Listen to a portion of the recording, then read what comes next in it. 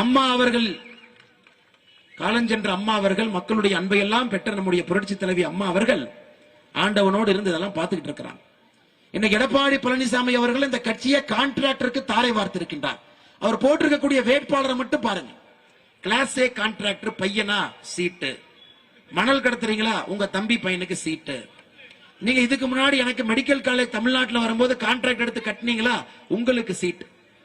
அனைத்து இந்திய அண்ணா திராவிட முன்னேற்ற கழகத்தினுடைய இன்னைக்கு எடப்பாடி பழனிசாமி அவர்கள் யாருக்கு சீட்டு கொடுத்திருக்காங்கன்னு பாருங்க. உண்மையான அண்ணா திராவிட முன்னேற்ற கழகத்தினுடைய தொண்டர்கள் அதை ஏற்றுக்கொள்ள மாட்டார்கள். அதனால்தான் நான் தொடர்ந்து சொல்லிக் கொண்டிருக்கின்றேன். 2024 தேர்தலுக்கு பிறகு எடப்பாடி பழனிசாமி அவர்கள் தலைமையிலான அண்ணா திராவிட முன்னேற்ற கழகம் இருக்காது. அந்த தொண்டர்கள் எல்லாம் அண்ணன் டிடிவி தினகரன் அவர்கள் பின்பு அணிவகுத்து நிற்க போகின்றார்கள். அது ஜூன் 4ஆம் தேதிக்கு பிறகு அது நடக்கத்தான் போகுது. இதை நான் ஓப்பனாவே சொல்றேன். சொல்வதில் எனக்கு எந்த தயக்கமோ பயமோ கிடையாது. காரணம், தவறு செய்பவர்களை தவறு செய்கின்றார்கள் என்று சொல்ல வேண்டும். கட்சியை அடமானமாக அவர்கள் நடத்துவதற்கு யாருக்கும் உரிமை இல்லை. கான்ட்ராக்டர்களுக்காக கட்சி, பணம் சம்பாதிப்பதற்காக ஒரு கட்சி. கேட்டால் தமிழ்நாட்டினுடைய உரிமையை காப்பாற்றணும். ஐயா, 2019 இங்கே பாரதிய ஜனதா கட்சியினுடைய தொண்டர்கள் நீங்க இருக்கிறீங்க. எதற்காக இன்னைக்கு பாரதிய ஜனதா கட்சி எடப்பாடி பழனிசாமி அவர்கள் தலைமையில் இருக்கக்கூடிய அதிமுகவிலிருந்து வெளியே வந்து அண்ணன் டிடிவி அவர்களோடு இணைந்து ஒரு கூட்டணியை எல்லோரும் சேர்ந்து ஏற்படுத்தி இருக்கின்றோம். ஏன்னா 2019 திராவிட முன்னேற்ற கழகமும் அதிமுகவினுடைய தலைவர்களும் செட்டிங் போட்டாங்க தமிழ்நாட்டில். அதனால்தான் எந்த இடத்திலும் கூட வெற்றி பெறுவதற்கு இங்க வாய்ப்பே இல்லை. 2021 நமக்கு தெரியும். அண்ணன் டிடிவி தினகரன் அவர்கள் அந்த கூட்டணியில் இருந்திருந்தால் இன்னைக்கு முதலமைச்சர் ஸ்டாலினாக இருந்திருக்க மாட்டார் என்று நமக்கு தெரியும். அப்படி இருந்தும் கூட மக்கள் செல்வாக்கு டிடிவி அவர்களுக்கு இருக்கிறது என்கின்ற ஒரே காரணத்திற்காக வெளியே நிறுத்தப்பட்டார். அன்பு சகோதர சகோதரிகள், அதனால்தான் உறுதியாக திரும்ப நான் சொல்லுகின்றேன். 2024 ஜூன் 4ஆம் தேதிக்கு பிறகு அனைத்து இந்திய அண்ணா திராவிட முன்னேற்ற கழகம் எந்த உண்மையான தலைவர் கைக்கு வர வேண்டுமோ அந்த உண்மையான தலைவருடைய கைக்கு அது வரத்தான் போகிறது. அதுவரை கத்தலாம், கூச்சல் போடலாம், முன்னாள் அமைச்சர்கள் 10 பேர்த்த வச்சுக்கிட்டு பிரஸ் மீட் போட்டு திட்டலாம். ஆனா தொண்டர்கள் தெளிவாக இருக்கின்றார்கள். யார் இங்கே எட்டப்பன் என்பதிலே தொண்டர்கள் தெளிவாக இருக்கின்றார். அன்பு சகோதர சகோதரிகளே, நாமும் தெளிவாக இருக்க வேண்டும். இதெல்லாம் நடக்க வேண்டும் என்றால் அண்ணன் டிடிவி தினகரன் அவர்கள் தேனி பாராளுமன்ற தொகுதியில் ஜெயிக்க வேண்டும். அது ரொம்ப முக்கியம் ஐயா, அது ரொம்ப முக்கியம். யாரை எதிர்த்து நிற்கின்றார்? திராவிட முன்னேற்ற கழகம் என்கின்ற அசுரனை எதிர்த்து நின்று கொண்டிருக்கின்றார். எவ்வளவு பணம் வேணாலும் செலவு பண்ண முடியும். 1000 கோடியா பண்ணலாம், 2000 கோடியா பண்ணலாம், 3000 கோடியா பண்ணலாம். நான் சொல்லிங்க, பிடிஆர் என்ன சொன்னாரு, 30,000 கோடி ரூபாய் சம்பாதிச்சிட்டாங்க. அதுல ஒரு 3000 கோடி கொண்டு வந்து தேனியில கொடுத்தா ஜெயிச்சிடலான்னு ஒரு நம்பிக்கை இருக்கும். அதனால் நீங்கள் உணர்வு பூர்வமாக இருக்க வேண்டும். அடுத்த 6 நாட்கள் எல்லா வீட்டுக்கு ஏறி இறங்கணுங்க ஐயா. எல்லாத்தையும் பார்க்கணுங்க ஐயா. எல்லா மக்கள்கிட்ட சென்று அன்பாக சென்று குக்கருக்கு ஓட்டு கேட்கணும் ஐயா. இன்னைக்கு தமிழ்நாடு பாத்தீங்கன்னா அப்படியே பிரஷர் இருக்குதுங்க ஐயா. என்ன பிரஷருங்க ஐயா? ஊழல் பிரஷர், குடும்ப ஆட்சி பிரஷர், தமிழ்நாட்டினுடைய உரிமைகளை விட்டு கொடுத்த பிரஷர். அண்ணனுடைய பிரஷர் குக்கர் தான் அந்த பிரஷர் ரிலீஸ் பண்ண போதுங்க ஐயா. ஆனால் தேனியில் இருக்கக்கூடிய எல்லா அன்பு சகோதர சகோதரிகள் மிக தெளிவாக நீங்கள் புரிந்து கொள்ள வேண்டும். இது பிரஷரை ரிலீஸ் செய்யக்கூடிய பிரஷர் குக்கர் என்பதை நீங்கள் புரிந்து கொள்ள வேண்டும். அதற்கு டிடிவி அண்ணன் அவர்கள் தேனியிலே நிச்சயமாக வெற்றி பெற வேண்டும். நாம் எல்லோரும் கூட கடுமையாக அவருக்காக பாடுபட வேண்டும். அதையெல்லாம் தாண்டி நான் உங்களுக்கு ஒண்ணு சொல்றேன். மேடையில சேலத்துல அண்ணன் டிடிவி தினகரன் அவர்கள் இருந்தாங்க. மோடி ஐயா அவர்கள் நம்ம டிடிவி அண்ணனை பார்த்தோன்னே என்ன கேட்டாங்கன்னா, என்ன டிடிவி அண்ணா கொஞ்சம் இளைச்ச மாதிரி இருக்கீங்களே அப்படின்னா. பக்கத்துல நின்று கொண்டிருந்தேன். அப்ப டிடிவி அண்ணா சொன்னாங்க, இல்லைங்க சார், இன்னைக்கு நாங்கள் எல்லாம் தெளிவாக இருக்கின்றோம். உங்கள் தலைமையிலான அரசு மறுபடியும் அமைய வேண்டும். தமிழகத்திலே ஒரு அரசியல் புரட்சி ஏற்பட வேண்டும். அதற்காக நானும் களத்தில் இறங்க வேண்டிய கட்டாயம் எனக்கு வந்திருக்கு. நியாயமா நான் பாராளுமன்ற உறுப்பினராக நான் எப்பவுமே நின்னது கிடையாதுங்க ஐயா. ஒரு முறை நின்ன ஜெயிச்ச மக்களுக்கு சேவை பண்ணும். அதன் பிறகு சட்டமன்ற உறுப்பினராக மாநில அரசியல் இருக்கேன். இதை இங்கே சொல்ல வேண்டிய கட்டாயம் இருக்கிறதுனால நான் சொல்றேன். ஆனா இன்னைக்கு தமிழ்நாட்டினுடைய நிலைமை, நான் பாராளுமன்ற வேட்பாளராக நிற்க வேண்டிய நிலைமை இருக்கு. அதனால் நின்று கொண்டிருக்கின்றேன் என்று சொன்னார் ஐயா. நாம் புரிந்து கொள்ள வேண்டும். சில மனிதர்கள் சில நேரத்துல தன்னை தாண்டி தொண்டர்களுக்காக மக்களுக்காக களத்துக்கு வரும் பொழுது அவர்களோடு நிற்க வேண்டிய கடமை நமக்கு இருக்கு. அதனால் இங்க இருக்கக்கூடிய எல்லா பாரதிய ஜனதா கட்சியினுடைய தலைவர்களுக்கு, தொண்டர்களுக்கு என்னுடைய அன்பான வேண்டுகோளை நான் வைக்கின்றேன். ஐயா, நாம் அடுத்த 6 நாட்கள் உயிரை கொடுத்து பாடுபட வேண்டும். உயிரை கொடுத்து, நம்முடைய உயிரை கொடுத்து இங்கே உட்கார நாம ஜெயிக்க வைக்கணுங்க. அண்ணன் இந்த அலையன்ஸ் அமைவதற்கு, இந்த கூட்டணி அமைவதற்கு ஒரு முக்கியமான காரணம் அண்ணன் டிடிவி அவர்கள். அதை பத்தி நாங்க சொல்ல விரும்புறோம். டிடிவி அவர்களை பொறுத்தவரை ஒரு விஷயத்துல தெளிவா இருந்தான். என்னுடைய ஆதரவு மோடி அவர்களுக்கு. நான் எங்கேயும் எப்பொழுதும் என்னுடைய வாழ்க்கையில நான் கையில் இருந்து கொடுத்து பழக்கப்பட்டவன், எடுத்து பழக்கப்பட்டவன் கிடையாது என்று சொன்னான். அதனால இந்த அலையன்ஸ்ல, இந்த கூட்டணியில இவ்வளவு சீட்டு கொடுங்க, அவ்வளவு சீட்டு கொடுங்க நான் யார்ட்டையும் கேட்கவே மாட்டேன். இங்கே உங்களுக்கு தெரியும், தேனியில அண்ணன் ஓபிஎஸ் அவர்களுடைய புதல்வன் இங்க எம்பியா இருந்தாங்க. அவர்கள் கேட்டுக்கொண்டார்கள், இல்ல அண்ணன் டிடிவி அவங்க நிக்கட்டும், இன்னைக்கு கூட்டணியில் இருக்கிறாங்க அப்படின்னா டிடிவி அண்ணன் நின்னா தான் சரியா இருக்கும். எல்லோருடைய வேண்டுகோளையும் ஏற்றுக்கொண்டு இன்னைக்கு அண்ணன் டிடிவி அவர்கள் களத்தில் நின்று கொண்டிருக்கின்றார்கள். இதெல்லாம் எதுக்கு நான் சொல்றேன்னாங்க, நாம் புரிந்து கொள்ள வேண்டும், இது ஒரு சந்தர்ப்பவாத கூட்டணி அல்லங்க. ஏதோ தேர்தலுக்கு முன்னாடி இணைஞ்சாங்க, தேர்தலுக்கு பின்னாடி அடுத்தடுத்த வேலை பார்க்க போவாங்க, அந்த மாதிரி இல்லைங்க.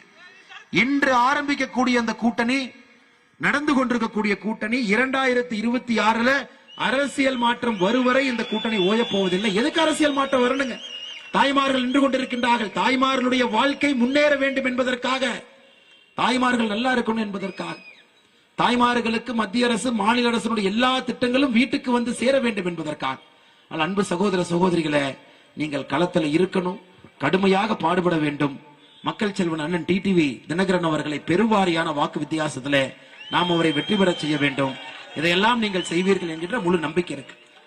இன்னைக்கு நம்முடைய முதலமைச்சர் ஸ்டாலின் அவர்கள் எல்லா இடத்திலையும் ஒரே பேச்சு தான் பேசுறார். என்ன பேச்சுனாங்க, 33 மாதமாக அவருடைய சாதனையை எங்கேயும் பேசல. எப்படிங்க பேசுவார் அவர் சாதனைய?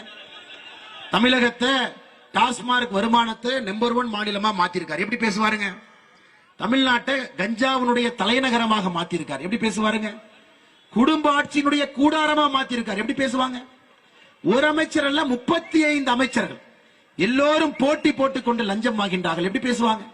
11 அமைச்சர்கள் மீது ஊழல் வழக்கு நீதிமன்றத்தில் நடந்து கொண்டிருக்கிறது. எப்படி பேசுவாங்க? ஏழை மக்களுக்கு எல்லாருக்கும் 1000 ரூபாய் கொடுப்பேன் என்று சொல்லி வெறும் 30% மகளிருக்கு மட்டும் 1000 ரூபாய் கொடுத்திருக்கிறார். மிச்சவங்களுக்கு யாரும் வரலீங்க. எப்படி பேசுவாங்க? பெட்ரோல் டீசல் விலையை 5 ரூபாய் 4 ரூபாய் குறைப்பேன் என்று சொல்லி 33 மாத காலம் ஆட்சி குறைக்கல. எப்படி பேசுவாங்க ஐயா? பெண்களுக்கு சிலிண்டர் மானியம் 100 ரூபாய் கொடுப்பேன். எப்படி பேசுவாங்க ஐயா? 100 நாள் வேலை வாய்ப்பு திட்டத்தை 150 நாட்களாக உயர்த்தி அந்த 50 நாளுக்கு நான் பணம் கொடுப்பேன். இன்னைக்கு சகோதரிகள் புரிந்து கொள்ள வேண்டும். திமுகவுடைய தேர்தல் பிரச்சாரத்தை நான் பார்த்தேன். டிடிவி தினகரன் ஜெயிச்சு தேசிய ஜனநாயக கூட்டணியில் எம்பி ஆனா 100 நாள் வேலை வாய்ப்பு திட்டத்தை நிறுத்திடுவார். சகோதர சகோதரிகளை நீங்கள் புரிந்து கொள்ள வேண்டும். 100 நாள் வேலை வாய்ப்பு திட்டத்திற்கு நாம், நம்முடைய அரசு வரக்கூடிய எல்லா சம்பளமும் 100% மோடி ஐயா கொடுக்கிற காசு. 100%. இதுவரை 60,000 கோடி ரூபாய் கொடுத்திருக்கின்றோம். 60,000 கோடி ரூபாய். தாய்மார்களே நல்லா கவனிங்க. மோடி ஐயா 2014 வரும் பொழுது 100 நாள் வேலை வாய்ப்பு, ஒரு நாள் சம்பளம் 174 ரூபாய். ஒரு நாளைக்கு சம்பளமே 174. இன்னைக்கு அது 324 ரூபாயாக இருக்கிறது. 174 எங்க இருக்குதுங்க? 324 எங்க இருக்குதுங்க? ஒரு வாரத்துக்கு முன்னாடி வரைக்கும் 284 இருந்துச்சு. இன்னைக்கு மோடி ஐயா அந்த ஒரு வாரத்தில் அதை உயர்த்தி இருக்கின்றார்.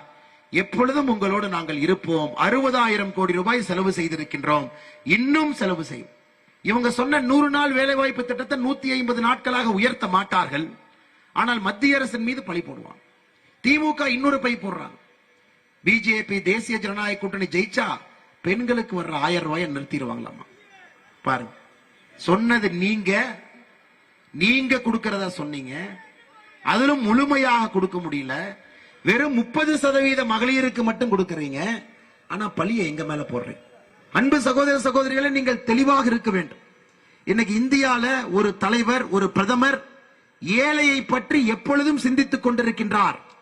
24 மணி நேரமும் சிந்தித்துக் கொண்டிருக்கின்றார் என்றால் அது பாரத பிரதமர் நரேந்திர மோடி அவர்கள் என்பதை நீங்கள் மறந்துவிடக் கூடாது. இன்னொன்னு நீங்க நல்லா புரிஞ்சுக்கணுங்க. பெரியவர்களே, தாய்மார்களே, இந்தி கூட்டணி இதற்கு முன்பு நாம பார்த்திருக்கோம். புதுசா பார்க்கலீங்க. 2004 இதே மாதிரி இணைஞ்சாங்க. நாமெல்லாம் எதிர்பார்த்தோம், யாருங்க பிரதமர்? எல்லாரும் ரூம்குள்ள உட்கார்ந்து பேசினாங்க. தேர்தல் ரிசல்ட் வந்துருச்சு. பிரதமர் யாருன்னே தெரியல. நம்ம ஓட்டு போட்டு வாக்கு பெட்டி எண்ணியாச்சு. அதன் பிறகு 10 பேர் வெளியே வந்து இவரு தாங்க பிரதமர். இந்த காலா படத்துல ரஜினி ஐயா ஒரு டைலாக் சொல்லுவாரு, ஏன்பா குமாரு இவர் யாரு அப்படிங்கிற மாதிரி. நாமெல்லாம் கேட்டோம், சார் இவர் யாருன்னு தெரியலையா சார் பிரதமர் நிறுத்திருக்கீங்கன்னு. இவர் பேர் தாங்க மன்மோகன் சிங் அப்படின்னா. ஐயா நாங்க இவருக்கு ஓட்டு போடல, நீங்க இவருக்கு ஓட்டு போடல, பட் எங்களுக்கு போட்டீங்கல்ல, நாங்கெல்லாம் இவருன்னு சொல்லியிருக்கோம். அப்பதான் தெரிஞ்சது மன்மோகன் சிங் அவர்களை கொண்டு வந்து ஏன் பிரதமராக நிறுத்தி இருக்கின்றார்கள் என்றால், பேச மாட்டாரு, கொள்ளை எவ்வளவு வேணாலும் அடிக்கலாம். 12 லட்சம் கோடி ரூபாய் கொள்ளை அடித்திருக்கின்றார். இன்னைக்கு அதே மாதிரி இந்தி கூட்டணி பிரதம வேட்பாளர் யாருன்னு தெரியாது, எல்லோரும் இணைந்திருக்கின்றார்கள். தெளிவாக இருக்க வேண்டும். இன்னைக்கு இந்தியாவில் கண்ணு கெட்டிய தூரம் வரை நமக்கு இருக்கக்கூடிய ஒரே ஒரு பிரதம மந்திரி, ஒரே ஒரு பிரதம மந்திரி வேட்பாளர், நிரந்தர பிரதம மந்திரி நம்மிடம் இருப்பவர் பாரத பிரதமர் நரேந்திர மோடி அவர்களை மறந்துவிடக் கூடாது. அன்பு சொந்தங்களே, நம்முடைய தேர்தல் மாற்றத்திற்கான தேர்தல், மோடி அவர்களுக்கான தேர்தல். ஏப்ரல் 19ஆம் தேதி தேனியில சரித்திரம் படைக்கக்கூடியது நம்முடைய குக்கர் இங்கே சரித்திரம் படைக்கும். அண்ணன் டிடிவி தினகரன் அவர்கள் பாராளுமன்றத்திலே அமர்வார். அண்ணன் டிடிவி தினகரன் அவர்கள் உண்மையான புரட்சி தலைவி அம்மா ஜெயலலிதா அவர்கள் எப்படிப்பட்ட அரசியல் செய்து கொண்டிருந்தார்களோ அதே போல அரசியல் 2024 நடக்கும். 2026 தமிழகத்தில் ஒரு மிகப்பெரிய மாற்றம் வரும். அன்பு சகோதர சகோதரிகளே, நாம் எல்லோரும் கடுமையாக உழைப்போம், அண்ணனுக்காக பணி செய்வோம். குறிப்பாக நம்முடைய பாரதிய ஜனதா கட்சியினுடைய தொண்டர்கள் நாம் புரிந்து கொள்ள வேண்டும். அண்ணன் நம்ம வீட்டு பிள்ளை, மோடி ஐயாவினுடைய பிள்ளை என்பதை நீங்கள் புரிந்து கொள்ள வேண்டும். முழுமையாக அவர்களுக்காக நீங்கள் களத்திலே நின்று அவரை வெற்றி பெற செய்து விட்டுத்தான் ஒரு பாரதிய ஜனதா கட்சியினுடைய தொண்டனுக்கும் தலைவனுக்கும் தூக்கமே. அது வரைக்கும் நமக்கு வேலை களத்தில் இவருக்காக நாம் பாடுபட வேண்டும். இந்த அற்புதமான கூட்டத்திற்கு வந்திருக்கக்கூடிய எல்லா அன்பார்ந்த தலைவர்களுக்கு என்னுடைய மனதார நன்றிகளை தெரிவித்துக் கொள்கின்றேன். முக்கியமான தலைவர் எல்லாம் இங்கே நின்று கொண்டிருக்கின்றார். தேனி வடக்கு மாவட்டத்தினுடைய அம்மா மக்கள் முன்னேற்ற கழகத்தினுடைய கழக செயலாளர் காசி மாயனன் அவர்கள், தேனி தெற்கு மாவட்டத்தினுடைய கழக செயலாளர் முத்துசாமி அவர்கள், முன்னாள் அமைச்சர் திருப்பூர் புறநகர் மாவட்ட கழக செயலாளர் எங்களுடைய பகுதியை சார்ந்த அண்ணன் சண்முகவேல் அவர்கள், முன்னாள் சட்டமன்ற உறுப்பினர் தஞ்சாவூர் பகுதியை சார்ந்த ஐயா ரங்கசாமி அவர்கள், முன்னாள் அமைச்சர் தென் சென்னை தெற்கு மாவட்ட கழக செயலாளர் அண்ணன் செந்தமிழன் அவர்கள், கயத்தாறு ஒன்றிய குழு பெருந்தலைவர் ஐயா எஸ்பி மாணிக்கராஜா அவர்கள், கழக தலைமை நிலைய செயலாளர் ராஜேந்திரன் அவர்கள், முன்னாள் சமூக நல வாரிய தலைவர் கழக கொள்கை பரப்பு செயலாளர் அருமையக்கா சரஸ்வதி அவர்கள், திண்டுக்கல் மண்டல பொறுப்பாளர் திண்டுக்கல் மேற்கு மாவட்ட கழக செயலாளர் KP நல்லசாமி அவர்கள், கழக அமைப்பு செயலாளர் கழக பொறியாளர் அணி செயலாளர் அண்ணன் கரிகாலன் அவர்கள், கழக ஆட்சி மன்ற குழு உறுப்பினர் கழக இதய தெய்வம் அம்மா பேரவை செயலாளர் டேவிட் அண்ணாதுரை அவர்கள், முன்னாள் சட்டமன்ற உறுப்பினர் கதிர்காமு அவர்கள், கழக அமைப்பு செயலாளர் அண்ணன் ரஃபீக் அவர்கள், இங்க இருக்கக்கூடிய நம்முடைய பாரதிய ஜனதா கட்சியினுடைய தேனி மாவட்ட தலைவர் அண்ணன் பாண்டியன் அவர்கள், கதறி நரசிங்க பெருமாள் அவர்கள், ரவிபாலா அவர்கள், ராஜபாண்டியன் அவர்கள், நம்முடைய மாவட்டத்தினுடைய வைஸ் சேர்மனாக இருக்கக்கூடியவர் அண்ணன் ராமநாதன் அவர்கள், நம்முடைய மாவட்டத்தினுடைய பொதுச் செயலாளர்கள் அண்ணன் பாலு அவர்கள், மலைச்சாமி அவர்கள், பொன்ராஜ் அவர்கள், முன்னாள் மாவட்ட தலைவர்கள் லேக்கன் துரை அவர்கள், வெங்கடேசன் அவர்கள், மாவட்டத்தினுடைய துணைத் தலைவர்கள் ஜெயராமன், பாண்டியராஜன், லிங்கப்பன் அவர்கள், தேனியினுடைய நகர தலைவர் அருமை சகோதரர் மதிவாணன் அவர்கள், தேனி நகராட்சியினுடைய வார்டு கவுன்சிலர் அருமை சகோதரி ஆனந்தி விஜயகுமார் அவர்கள், இங்க இருக்கக்கூடிய எல்லா மாவட்டத்தினுடைய தலைவர்கள் தொண்டர்களுக்கு நன்றி கலந்த வாழ்த்துக்களை வணக்கங்களை தெரிவித்து, நம்முடைய கூட்டணி கட்சி எல்லா அன்பு தலைவர்கள் இங்கே நின்று கொண்டிருக்கின்றார்கள்.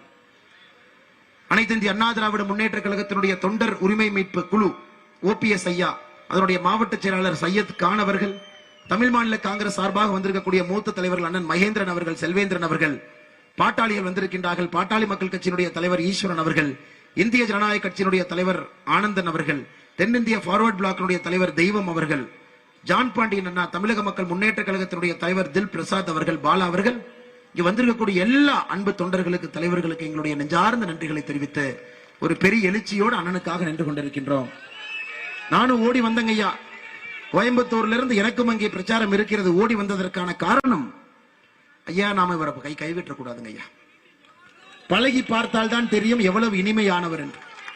பாரதிய ஜனதா கட்சியினுடைய அன்பு தொண்டர்களுக்கு சொல்லுகின்றேன், என்னை போன்ற அரசியல்ல கொஞ்சம் அனுபவம் இருக்கக்கூடிய ஒரு மனிதன், நிறைய அனுபவம் இருக்கக்கூடிய அண்ணன் டிடிவி தினகரன் அவங்ககிட்ட பழகிய போது நான் கண்டுபிடித்தேன் எந்த அளவுக்கு மென்மையான ஒரு தலைவர், எந்த அளவுக்கு மென்மையா, ஒரு டீசென்டா, டிக்னிஃபைடா, நல்ல ஒரு மனிதனா.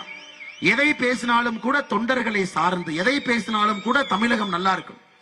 அதனால அவர்கிட்ட பழகிய பிறகு என்னுடைய மனது முழுமையாக மாறிவிட்டது. எப்படிப்பட்ட ஒரு அற்புதமான தலைவன். இப்பதான் புரியுது, இப்பதான் புரியுது ஏன் எடப்பாடி அண்ணன் அவரை பார்த்து பயப்படுறாரு.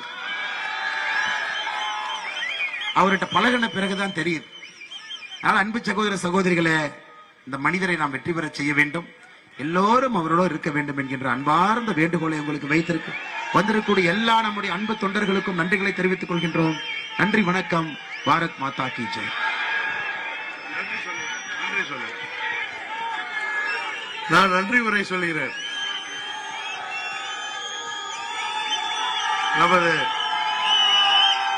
பாரதிய ஜனதா கட்சியின் தமிழ்நாடு தலைவர் என் அன்பு நண்பர் கே அண்ணாமலை அவர்கள் இன்றைக்கு இவ்வளவு சிரத்தை எடுத்து அங்கே அவ்வளவு தேர்தல் பணி இருந்தும் நமது தேனிக்கு வந்து நமக்காக பிரச்சாரம் செய்திருப்பது உண்மையிலேயே நமக்கு நிகழ்ச்சியை அளிக்கிறது.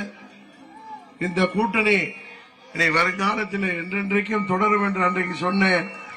அதை மீண்டும் தேனி நகரிலிருந்து நான் உறுதிப்படுத்துகிறேன். இங்கே வருகை புரிந்திருக்கின்ற பாரதிய ஜனதா கட்சியின் நிர்வாகிகளுக்கும் தொண்டர்களுக்கும் மற்றும் கூட்டணி கட்சிகளாகிய அண்ணன் OPS அவர்களின் அணியைச் சேர்ந்தவர்களுக்கும் தமிழ் மாநில காங்கிரஸ் கட்சியைச் சேர்ந்த நிர்வாகிகளுக்கும் தொண்டர்களுக்கும் பாட்டாளி மக்கள் கட்சியைச் சேர்ந்த நிர்வாகிகளுக்கும் தொண்டர்களுக்கும் ஜான் பாண்டியன் அவர்களின் தமிழக மக்கள் முன்னேற்ற கழகத்தைச் சேர்ந்த நிர்வாகிகளுக்கும் தொண்டர்களுக்கும் தென்னிந்திய பார்வர்ட் பிளாக்கை சேர்ந்த நிர்வாகிகளுக்கும் தொண்டர்களுக்கும் மற்றும் இங்கே வருகை புரிந்திருக்கின்ற இந்திய ஜனநாயக கட்சியின் நிர்வாகிகளுக்கும் தொண்டர்களுக்கும் மற்றும் அனைத்து அம்மா மக்கள் முன்னேற்ற கழகத்தின் நிர்வாகிகளுக்கும் தொண்டர்களுக்கும் பொதுமக்களுக்கும் பெரியவர்களுக்கும் தாய்மார்களுக்கும் எனது நன்றியை சொல்லி விடைபெறுகிறேன். நன்றி, வணக்கம்.